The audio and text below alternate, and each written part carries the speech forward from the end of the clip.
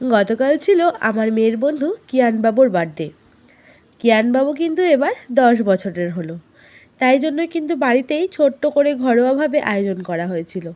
ওদের বাড়ির এই উঠোনটা এতটাই সুন্দর যে এইখানেই কিন্তু প্রত্যেক বছরই আয়োজন করা হয়। বন্ধুর বার্থডে বলে কথা, তাই সন্ধে সন্ধেই কিন্তু সবাই সাজুগুজু করে চলে এসেছি। একে একে সবাই আসছে আর একে একে গিফট দিচ্ছে। কিয়ানবাবুর তো সে কি আনন্দ! কিছুক্ষণের মধ্যেই গরমের রিফ্রেশমেন্ট হাতে পেয়ে গেলাম আম পান্নার শরবত। আর এদিকে বাচ্চারা কিন্তু বাইরে, তাদের মধ্যে খেলাধুলা শুরু। এক জায়গায় হলে ওদেরকে কেউ আটকাতে পারে না দুষ্টুমি করার থেকে। তো যাই হোক, এটাই হচ্ছে ওদের এখন বয়স। আজকের কেকের থিম ছিল রোবলক্স। এই গেমটা ওরা সারাক্ষণ খেলে, তাই কিয়ানবাবুর ফেভারিট থিমের ওপর বেস করেই কিন্তু এবার কেক আনা হয়েছে। এখন হবে কেক কাটিং, যেটা হচ্ছে বার্থডের সবচেয়ে স্পেশাল মুমেন্ট। তো এখানে বাচ্চাগুলোকে দাঁড় করিয়ে দিয়েছি।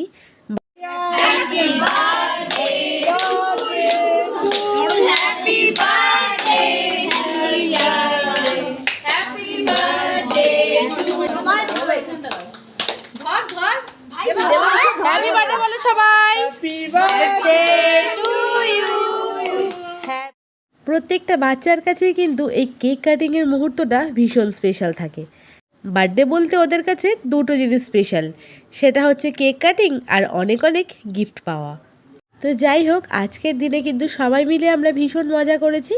আর এখানে আমরা এখন একে একে দাঁড়িয়ে পড়েছি সবাই মিলে ফটো তোলার জন্য।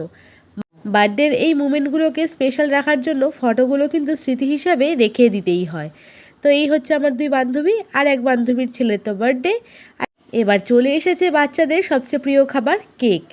এইটা খাওয়ার জন্যই কিন্তু এতক্ষণ ওরা অপেক্ষা করছিল। কেক খাওয়ার পরে কেটে গেছে অনেকটা সময়। এর মাঝে খেলাধুলা, ঝগড়া, মারামারি অনেক কিছুই কিন্তু হয়ে গেছে। আর এখন বাচ্চাগুলোকে নিয়ে বসে পড়েছি ডিনার করার জন্য।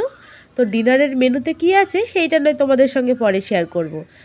তো চলো আমরা খাওয়া দাওয়াটা সেরে নিই, তোমাদের সঙ্গে নয় দেখা হবে অন্য কোনো ভিডিওতে।